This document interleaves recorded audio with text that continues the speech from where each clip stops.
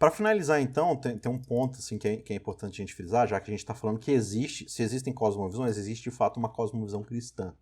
Né? E claro que o cristianismo ele tem variações, principalmente dentro do protestantismo, né? Você tem doutrinas diferentes ali, mas na maioria delas estão debaixo do mesmo guarda-chuva, né? Se tivesse uma base que a gente deveria colocar assim, qual seria, né?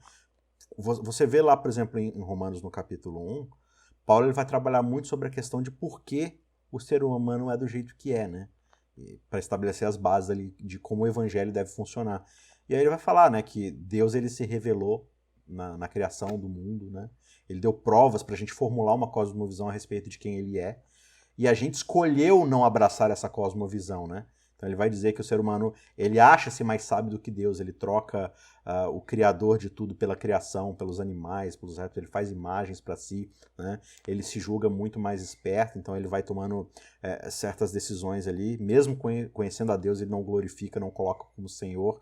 Isso gera aquilo que a gente chama de queda, né? E é interessante que a queda acontece justamente nesse lance desse desvio da cosmovisão. Porque quando você estuda o caráter de Deus de amor, de entrega, como a gente falou bastante no primeiro episódio dessa série, você vai perceber que Adão e Eva justamente iniciam um novo tipo de pensamento, que é o da autopreservação, né?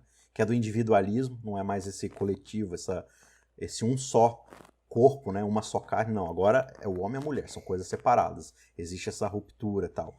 Então, a partir desse pensamento, assim, quais são os pontos principais que a gente consegue enxergar que definem uma sólida cosmovisão cristã? Geralmente a gente pode ver qualquer cosmovisão a partir de uma narrativa básica, né? Criação, queda e redenção. Alguns autores colocam 4, né? Criação, queda, redenção, consumação. Toda cosmovisão você pode enxergar a partir desse óculos. Na cosmovisão cristã, Deus é o Criador. As coisas não surgem por acaso, nem é obra da mente humana. Deus é o Criador. Deus está por trás da criação. A criação é boa. As coisas na criação têm valor. Mas essa criação, ela está danificada.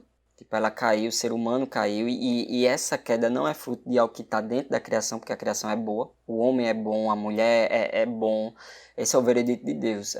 Então por que cai? Cai por causa dessa inclinação no coração humano de colocar ele em primeiro lugar acima de todas as coisas, né? É daí que provém toda a maldade, toda a perversidade, etc, né? O que vai diferenciar a cosmovisão cristã de outras cosmovisões, porque as outras sempre vai tentar botar na criação de Deus, na estrutura da criação, o problema do ser humano. Então, o problema do ser humano é a propriedade privada. O problema é a desigualdade. O problema é que falta liberdade para o ser humano. E o problema é X, o problema é Y. É claro que essas coisas são problemas, né? Mas assim, não é um problema fundamental. Você corrige essas coisas e ainda vai ter maldade, vai ter perversidade, porque, como Jesus disse em Marcos 7, né? Do coração do homem que procede as coisas terríveis que tem no mundo.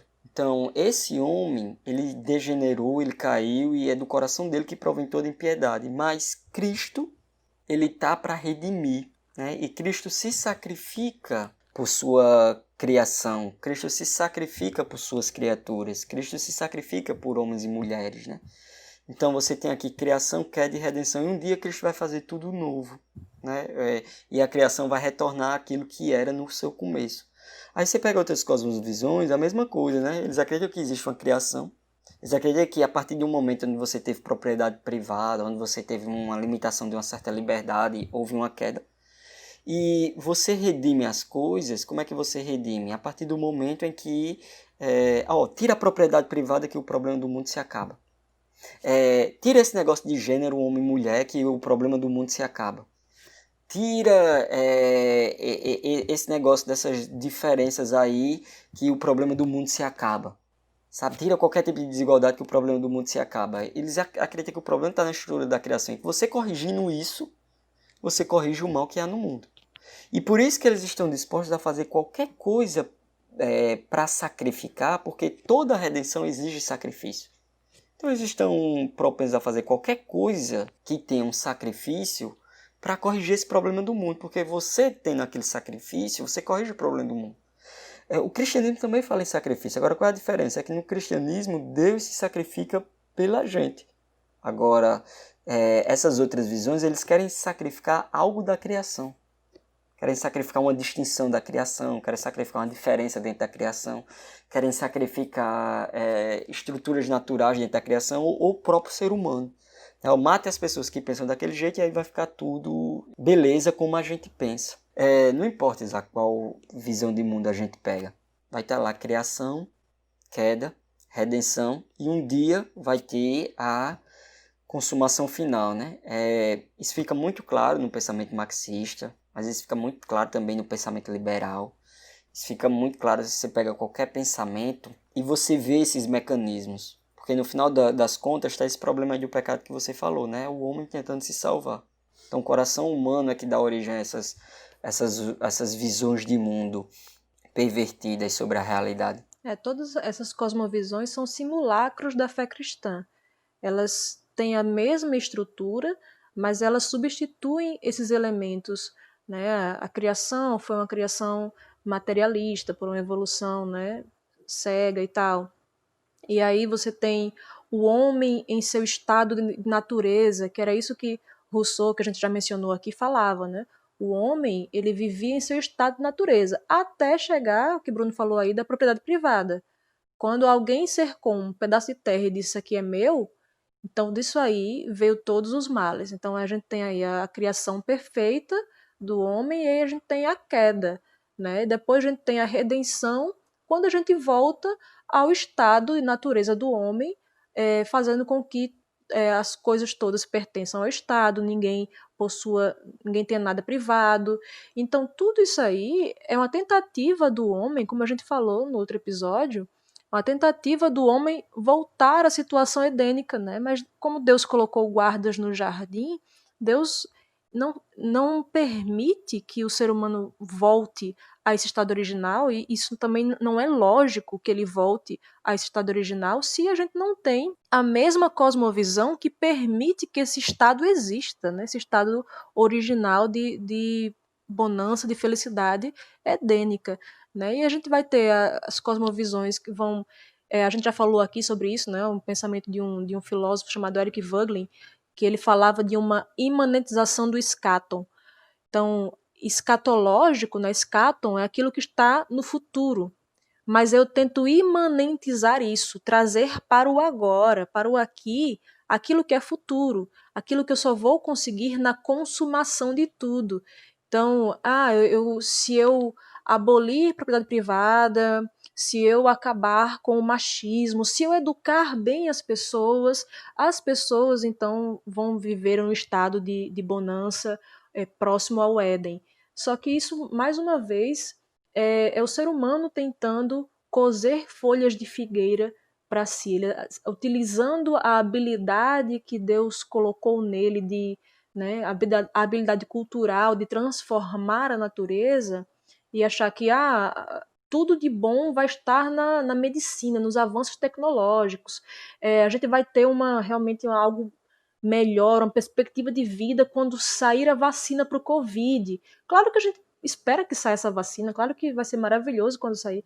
Agora, a questão é eu achar que tudo na humanidade depende da medicina encontrar uma vacina. Depende do ser humano encontrar um sistema político, econômico, que faça com que as pessoas voltem à bonança edênica, né? Mais uma vez, são as cosmovisões militando pelo terreno da nossa mente. Né? A cosmovisão divina, e aí agora a gente parte um pouco mais de uma ideia mais adventista, que fala a respeito do grande conflito, né? Da ideia do caráter de Deus sendo colocado sob julgamento, né? Sob uma acusação de Satanás, de que Deus ele é opressor, Deus ele exige que seja feita a sua vontade por causa da sua força, por causa do medo, da coerção. E o tempo todo Deus está tentando mostrar para nós que ele trabalha, na verdade, com convencimento, com amor, com a entrega, né? Só que aí é que tá, quando você tem um Deus soberano, que ele é o criador de todas as coisas, e ele demonstra sua ética a partir de quem ele é, isso é uma coisa, né? E ainda assim, sendo tudo isso que ele não trabalha com a coerção, ele trabalha com convencimento, né? A partir do seu sacrifício e tudo mais. Quando a gente fala dessas cosmovisões mais humanas, é justamente o oposto. você está citando aí esses exemplos, né, como o marxismo, o próprio capitalismo mais utilitarista, mais pesado mesmo, um liberalismo, um progressismo e tudo mais.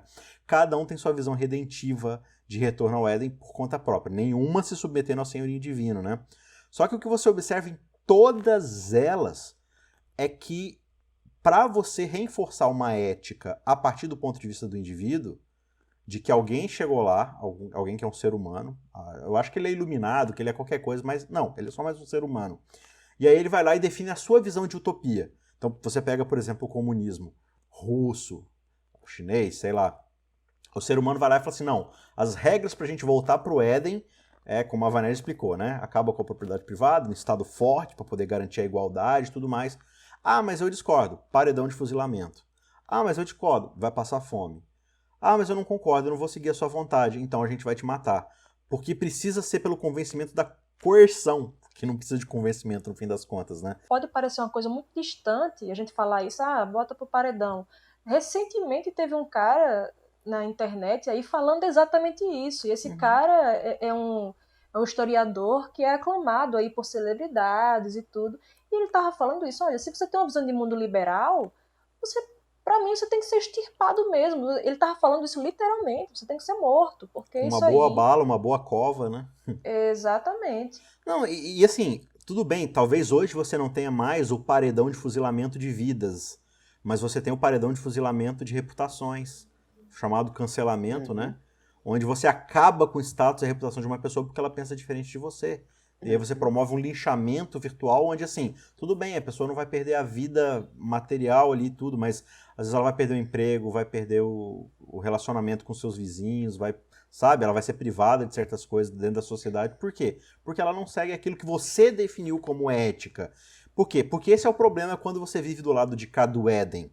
Você tem uma Babel inteira onde ninguém fala a mesma língua, mas cada um quer definir o bem e o mal. Cada um quer comer o seu próprio fruto do que ele acha ser o bem e o mal.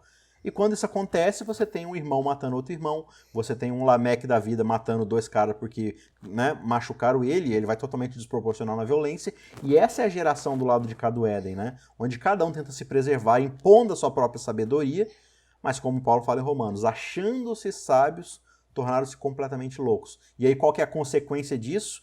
Deus os entrega às consequências de fazerem as suas próprias vontades, né?